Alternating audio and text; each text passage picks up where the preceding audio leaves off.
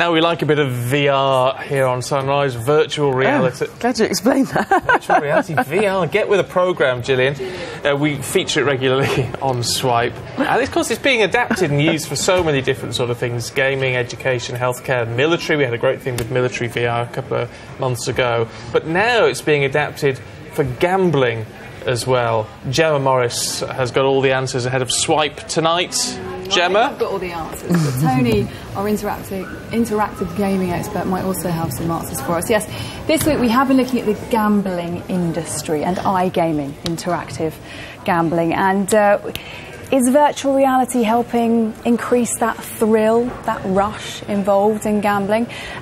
You can get casinos, a casino experience with a virtual reality headset, which Tony's very familiar with, although you're not quite convinced about its positives just yet. I think I'm convinced about the positives. I think that it's probably slightly early stage in terms of its uses and whether it's sort of funky enough for the players to be attracted to it, to bet at the moment. But I think, I mean, we're having a look here at the Lucky VR application here, and you know, they've done a great job in terms of what Lucky VR specifically designed for virtual reality software for casinos, don't they? Yes, that's right. And as I mean, it looks beautiful. It works. You've got all of the popular games. So the games that you're seeing here are already popular games. So they are creating the experience that the player wants in terms of the content. And here, this is quite an interesting one because you get a big screen effect on a game, but. You know, in terms of how useful it is at the moment, you know, there's hardware issues in terms of how much it costs and those sorts of things. You know, how many people do we know that have... But, Tony, how does it beat the real-life experience of going to a casino? Because, I mean, not that I do go to casinos, but I guess that's the appeal for people, actually being in there in the atmosphere and, you know, pulling those slot machines. I don't think anything is ever going to replace sitting in a casino. You know, you can have a drink in there, you can genuinely socialise with people. So I don't think that this is looking to replace that.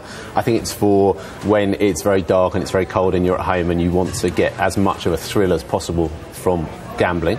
And you're still just as likely to That makes them sound quite sad. There's nothing that virtual reality can do anything about. But, you know, if you want to have a quick fix, so obviously with the advent of mobiles and tablets in terms of gaming, people are now spending far less time actually doing it, but they have far quicker access.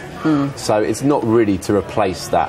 And what you're seeing here with virtual reality is obviously you're seeing an attempt to get as close as possible to make you feel like you are on that table. Well, I got to have a good feel at gambling. I had to go on a horse, a pretend horse. Right. I was in the race. This is a development from one bookmaker whereby you can actually place a bet on a horse, and then you've got your headset on, and you're on the horse that you've backed. Oh, that's it was. Actually, it's quite an uncomfortable horse because it was really wide and it's made of plastic. So here I am, and we should actually have some images of what I can see in my headset. So I'm on the horse, and this is actually linked up to real races. So Kempton Park will be having a real race. This is a prototype at the moment.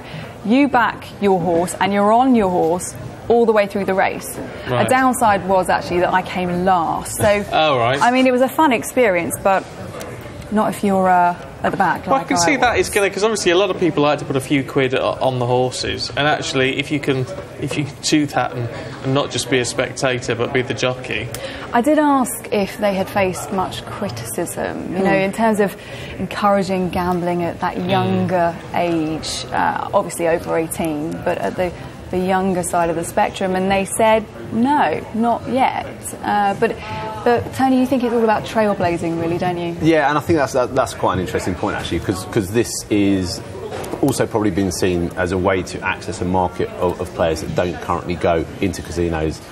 So the millennials that we call them, I'm sure it's a generic term everywhere. And those are the ones that are, as I say, they don't generally go into bookmakers' shops because those are seen as slightly oldie-worldy, and also they won't go to a casino. Whereas, you know, I was just saying to Gemma before, I think next year you're going to see a lot of headsets come out for VR. It's going to be, you know, Oculus and there's so many, and they're going to become affordable quite quickly. You can get them now at £150, £200, and I think at that stage you might see an entrance into the market of a lot of players that don't currently play, which is very appealing to the operators. Oh well, regulation, I can see, coming on board. Encouraging gambling. Lovely. Good to see you, Tony, this morning. Thank you. Gemma, thank you. Swipes on tonight, 9:30, tomorrow 2:30, and Sunday 8:30 p.m. I'll remember.